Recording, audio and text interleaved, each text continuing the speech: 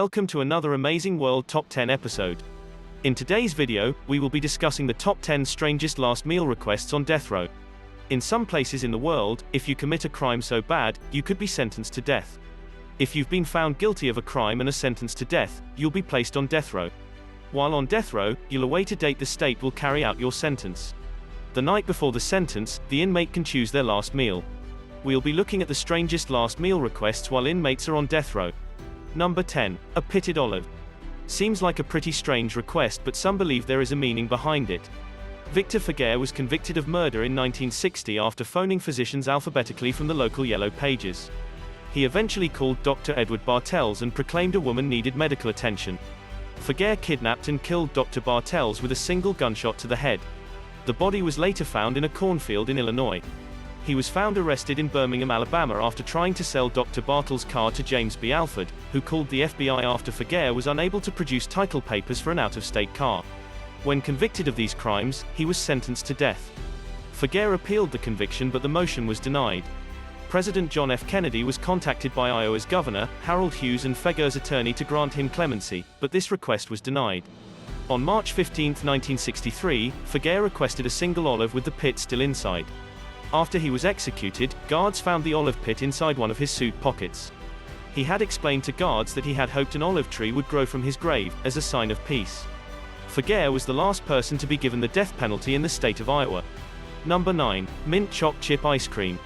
In our humble opinion, mint choc chip is one of the best flavors, so when one inmate requests 2 pints of mint choc chip ice cream as their last meal, we may be able to understand the strange request. On the morning of April 19, 1995, an ex-Army soldier and security guard named Timothy McVeigh parked a rented truck outside a federal office building in Oklahoma City. The truck was filled with explosives.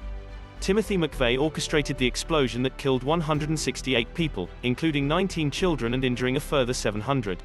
Before the bomb exploded, Timothy McVeigh got out of the truck filled with explosives and locked the door. He headed towards his getaway car, a rusty Mercury sedan with no license plates, and headed towards Kansas, where he was arrested at the border. McVeigh was not arrested as the suspect of the bombing, however, he was arrested for not having license plates and carrying a concealed weapon. When FBI agents began investigating the bomb site, they were able to quickly identify Tim McVeigh as a suspect. They were amazed to find he was already in prison.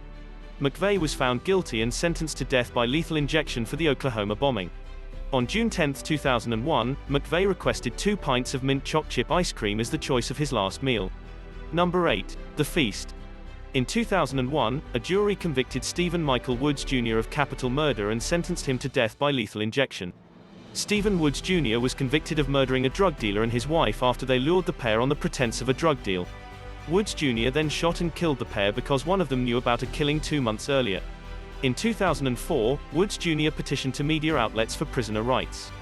In 2006, he was part of a hunger strike to oppose death row inmates' treatment. On September 12, 2001, Woods Jr. requested a feast as his last meal. The feast consisted of 2 pounds of bacon, large 4-meat pizza, 4 fried chicken breasts, 2 Mountain Dew, 2 Pepsis, 2 root beers, and 2 sweet teas. He didn't stop there. He also requested 2 pints of ice cream, 5 chicken fried steaks, 2 hamburgers with bacon, fries, and a dozen garlic breadsticks with marinara on the side. We're not sure whether he ate it all or whether he intentionally ordered this much food so he was able to feast with other inmates. Number 7. Pizza and cake. On April 7, 1984, David Leon Woods, along with 2 accomplices, planned to steal a television and ended up stabbing his victim 21 times. After one of his accomplices rang the doorbell and the door was answered, Woods jumped on his victim and stabbed him with the knife. As the man asked for help, Woods stabbed him again repeatedly and took money from his wallet. The television they came for was carried out and later sold. However, on the same day as the murder, officers responded to a call for a man needing help. As officers arrived, they found Woods on the porch crying. He told officers he had gone there to use the telephone and found the body. While Woods was being questioned by police, his mother arrived on the scene and told police she thought David Woods had something to do with the murder. As police prepared Woods for a polygraph test, he broke down and confessed. He was sentenced to death by lethal injection and spent 22 years on death row. For his last meal, he requested a standard pizza and a birthday cake that he shared with his family. Number 6. Movie marathon.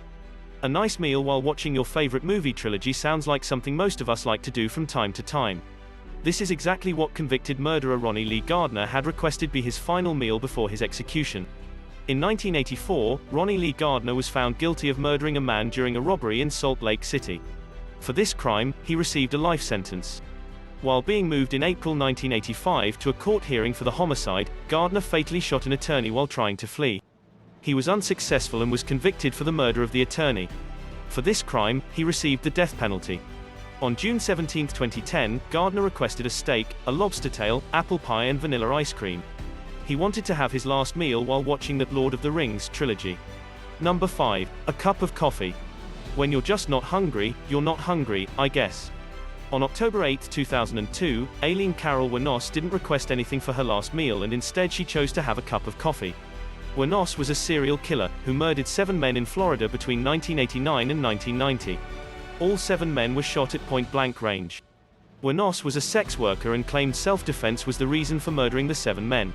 She claimed that each of the men had either raped or attempted to rape her. Her last words before being executed by lethal injection were, "Yes, I would just like to say I'm sailing with the Rock, and I'll be back, like Independence Day, with Jesus." June 6, like the movie. Big mothership and all, I'll be back, I'll be back. After her execution, she was cremated and her ashes spread beneath a tree. Number 4. Expensive taste. Everyone likes a little fine dining, don't they?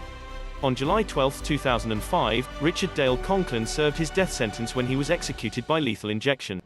Take the clock back 21 years and the maintenance man at Conklin's apartment was collecting aluminium cans from the trash dumpster when he discovered dissected human body parts, knives, bloody bed linens, a screwdriver, rope, credit cards and other items belonging to Conklin's boyfriend. When questioned by police, Conklin said they were wrestling on the bed and he grabbed a screwdriver and punctured him with it, pushing the screwdriver in his ear and wriggling it around. A book on human dissection was found on the floor of the bedroom. For his last meal, Conklin requested filet mignon wrapped with bacon, deveined shrimp sautéed in garlic butter and lemon, baked potato with butter, sour cream, chives and real bacon bits, corn on the cob, asparagus with hollandaise sauce, French bread with butter, goat's cheese, cantaloupe, apple pie with vanilla bean ice cream and an iced tea. Number 3. Crisps and a can of soda. We all enjoy a pack of crisps and a can of soda, especially as kids. But one such inmate requested this as their last meal. In May 1978, Velma Barfield was arrested on suspicion of murdering her husband. The police received an anonymous tip-off that led to an autopsy. The autopsy concluded Velma's husband had died of rat poisoning. This was not the first time someone had died in the care of Barfield though. In 1970, Barfield married a widower but less than a year after their marriage, her new husband died on March 22, 1971, from heart complications. In 1974, Barfield's mother showed symptoms of vomiting, diarrhea and nausea while in Barfield's care. Her mother fully recovered a few days later. Christmas of the same year, her mother experienced the same symptoms and died a few hours after being admitted to hospital on December 30, 1974. In 1976, Barfield began caring for the elderly and while in her care, all of whom became ill and later died. After the arrest in 1978, she confessed to a total of 6 murders. On November 1, 1984, Barfield requested a bag of cheese doodles and a can of Coca-Cola. Number 2. A lump of dirt. You heard that right, a lump of dirt. On June 25, 1990, inmate James Edward Smith requested his last meal be a lump of dirt. The request was denied by officials and instead was given yogurt. March 7, 1983, James Smith entered the office of Union Life Insurance Company with a mask and a gun. He approached the window where Deborah Renee Wilson was counting money from a cash drawer. Pointing the gun at Deborah Wilson, James Smith demanded she hands over the money. Fearing for her life, Deborah Wilson ran and hid. Her colleague Larry Don Roas handed over the money to James Smith. James wasn't satisfied and shot Larry Roas in the chest. He later died from his wound. Larry Smith was found guilty and sentenced to death. Despite the plea and appeals from James' mum that her son was not mentally stable, James Smith was executed on June 26, 1990. Before he died, James admitted to practicing black magic, voodooism and witchcraft. Eating dirt is often associated with voodoo rituals to ensure the spirit moves on and not become a ghost. This explains the strange request. Many believe James Edward Smith's ghost remains. Before he died, he warned prison officials that his ghost would haunt Huntsville, USA for another 300 years. Number 1. Feed the homeless. At number 1 this week is a noble act for anyone, however, most of us don't associate feeding the homeless with a convicted murderer and death row inmate. This is exactly what one inmate requested as his last meal. In 1982, Philip Workman murdered a police officer during a robbery of a Wendy's restaurant in Memphis, Tennessee. He was sentenced to death by lethal injection. On May 8, 2007, Workman did not request anything for himself. Rather, he requested that a large vegetarian pizza be given to a homeless person. The prison officials denied his request and Workman refused to eat anything. On May 9, 2007, homeless shelters across Tennessee received massive numbers of vegetarian pizza from people all over the country in honor of Workman's denied last meal request.